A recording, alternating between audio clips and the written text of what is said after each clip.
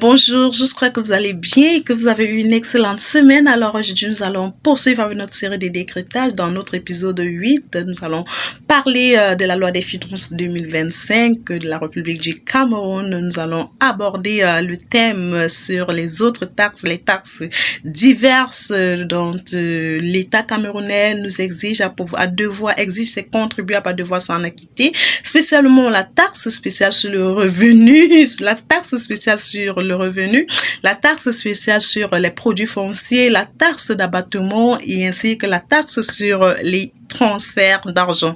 Mais avant, je vous souhaite la très bonne et bienvenue, bonne entrée dans le mois de février, le mois de la célébration d'amour, un amour qui se veut si particulier. Donc aujourd'hui alors, je vous souhaite pour entamer le mois, une belle célébration d'amour avec vos parents, pour tout l'amour dont ils vous ont toujours comblé, autant pour moi depuis votre venue au monde, en tant qu'un don dédié à leur responsabilité. Mention spéciale à ma défunte maman, un très bel amour, une très belle célébration de l'amour à tous mes amis ici intègres. Vous vous connaissez, vous vous reconnaîtrez, même si vous n'êtes pas ici. Donc, je vous souhaite une très belle célébration d'amour et je vous remercie pour cette amitié si sincère, si honnête, dans laquelle on peut tout se dire pour notre bien, pour notre construction collective et commune. Un très bel amour à mon amoureux, le futur papa de mes enfants, un très bel amour surtout et indéniablement à mon créateur, mon Dieu, cet amour agapé, cet amour inconditionnel, cet amour qui me donne la force, cet amour sans lequel je n'aurais pu succomber ou alors je n'aurais pu subvenir, autant pour moi, je n'aurais pu subvenir à certaines épreuves, je n'aurais pu traverser, je n'aurais pu avoir la force de pouvoir traverser certaines épreuves de la vie, mais aujourd'hui, grâce à Dieu. Encore merci pour cet amour si inconditionnel, Seigneur, même si je sais que les épreuves viendront toujours jusqu'à ce que, si tu permets que je te rejoigne et que j'ai une place à ta droite, merci, merci, merci, merci. Alors, j'entre dans le vif de notre sujet. Nous parlons de fiscalité, dont nous allons parler des codes que régissent la fiscalité camerounaise afin de voir ce que l'État nous demande de pouvoir faire, demande à ses contribuables, ses entreprises de pouvoir payer afin de pouvoir collecter l'ensemble des produits, des revenus qui devront servir à couvrir l'ensemble de leurs dépenses prévisionnées pour le budget de l'année 2025. Aujourd'hui, nous parlons alors des autres taxes. Comme nous avons dit à l'introduction, sans tarder, nous allons tout droit au but aujourd'hui. En ce qui concerne la taxe spéciale sur les revenus, donc c'est une taxe sur les prestations exécutées par les entreprises domiciliées hors du Cameroun. Là, il y a un taux général qui se veut être 15%. Maintenant, il y a des spécificités. Alors, que nous dit la loi des finances 2025? La loi des finances 2025 nous dit que lorsque l'acquisition d'un bien implique l'intervention directe ou indirecte d'un fournisseur pour son installation, sa mise en service ou toute autre prestation nécessaire à l'opérationnalisation, l'acquéreur ou l'acheteur est tenu de produire toute documentation probante, notamment le contrat, les factures d'achat, les documentations techniques permettant de distinguer le prix du bien de celui des prestations y afférentes. En absence de cette précision, le prix de la prestation est de 25% de la valeur du bien. Alors, donc, en ce qui concerne les adjudicataires qui résident en dehors du Cameroun, qui offrent des prestations de services sur le territoire camerounais, ils sont tenus de pouvoir fournir l'ensemble des documentations dont nous venons de parcourir et pouvoir au moment d'établir leur facture bien spécifier tous ces éléments-là qui permettront de dissocier le prix du bien du prix de la main-d'œuvre. Parce que je prends un exemple très palpable. Si par exemple vous acquitez un matériel informatique ou bien un matériel de connexion informatique dans un pays autre que le Cameroun, peut-être au Nigeria, et dont l'entreprise est domiciliée au Nigeria, pour le compte d'une entreprise camerounaise, donc il doit avoir un contrat, les factures et le prix peut-être du routeur qui devra permettre d'avoir peut-être la connexion devra être différent du prix de la main-d'œuvre qui constituera les frais d'installation et d'opérationnalité ou d'opérationnalisation de ce routeur afin que nous puissions avoir ce type d'internet ou alors ce réseau internet là.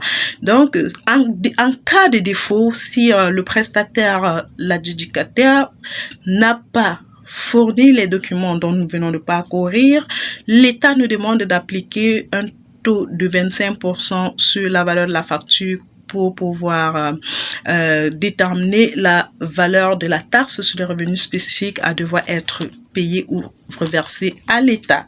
Maintenant, nous l'avons dit, c'est un taux de droit commun qui se vaut au taux général de 15% et cependant, il y a le taux moyen pour les entreprises domiciliées hors du Cameroun et résidant dans des pays dont ils sont exonérés du paiement des taxes, de pouvoir payer ce taux à un taux moyen de 10%, et pour le taux réduit, pour les commandes, les prestataires, les adjudicataires résidant dans des autres pays et offrant des prestations au Cameroun et dont les entreprises ne sont pas domiciliées au Cameroun, de pouvoir payer cette taxe spéciale sur le revenu au taux de 5%.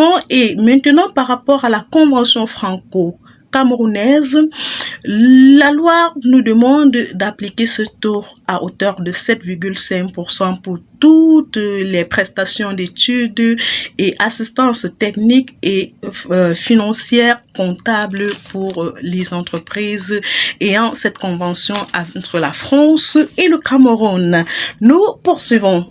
De la taxe sur les transferts d'argent. Elle représente 0,2% du montant transféré ou retiré. Ce taux est porté à 1% pour les transferts et retraits d'argent réalisés via les plateformes électroniques de jeux de hasard et de divertissement.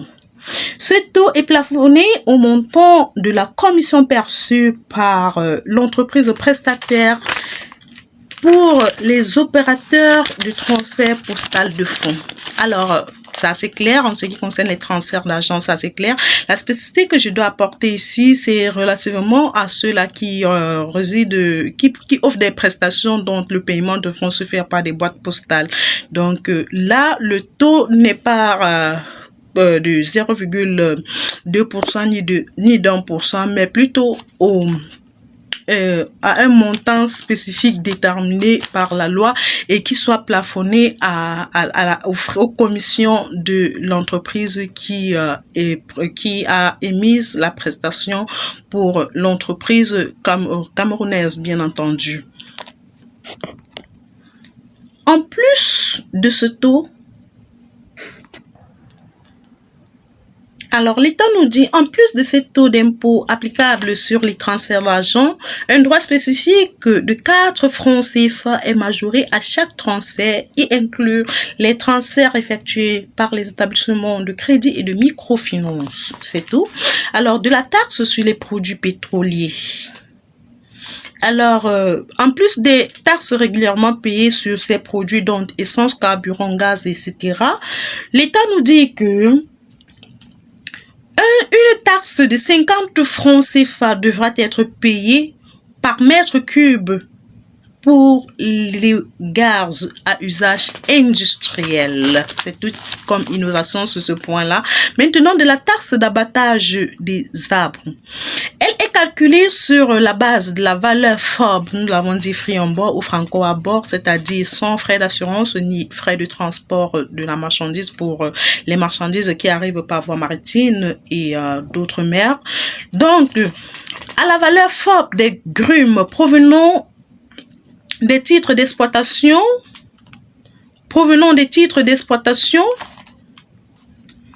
de toute nature, les grumes marquées, non marquées, abandonnées ou les billes ici des exploitations non autorisées, y compris des forêts communales ou communautaires.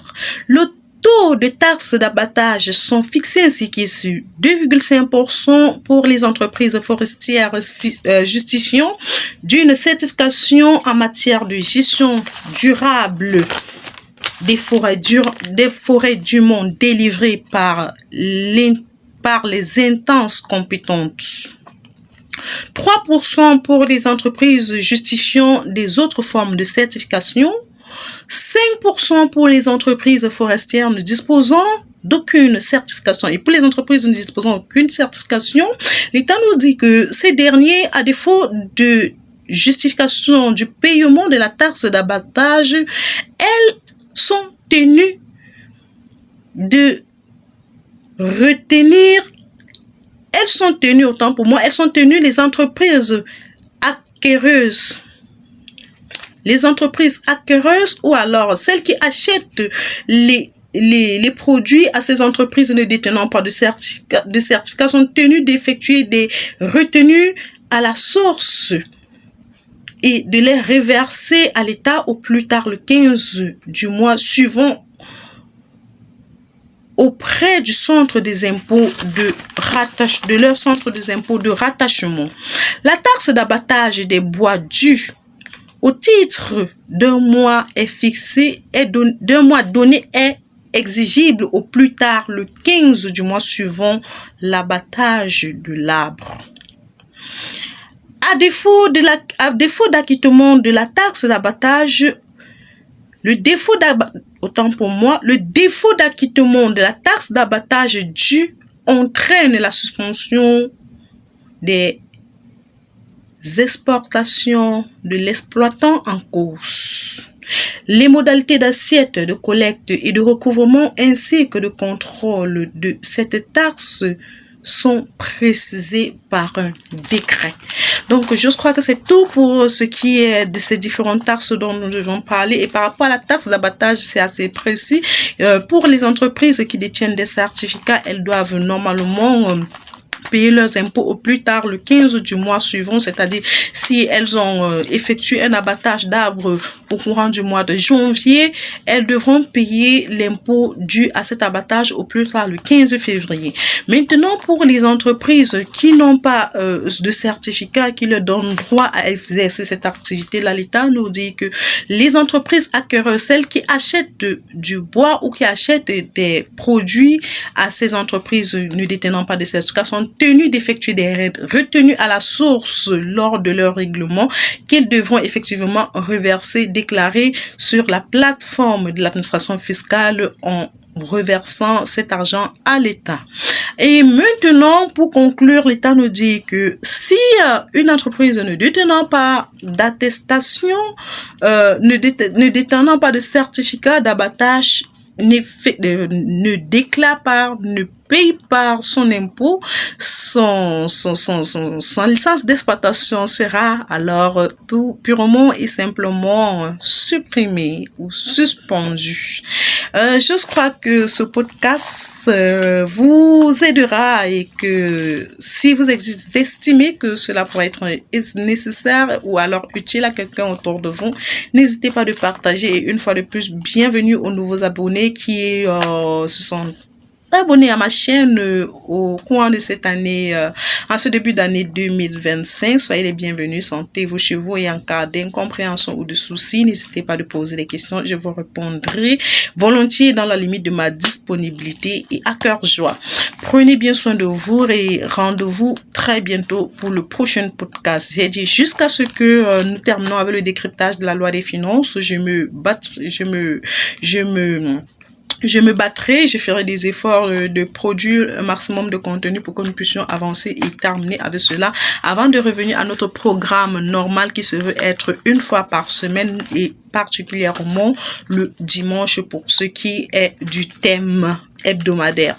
Maintenant, par rapport à notre challenge qui est le développement personnel et la connaissance de soi pour l'année 2025, là, nous pourrons avoir des petites séances qui pourront varier d'une semaine à une autre, d'une ou à 2 publications. Sur ce, restez bien à l'écoute et prenez bien soin de vous. Prenez bien soin de vous.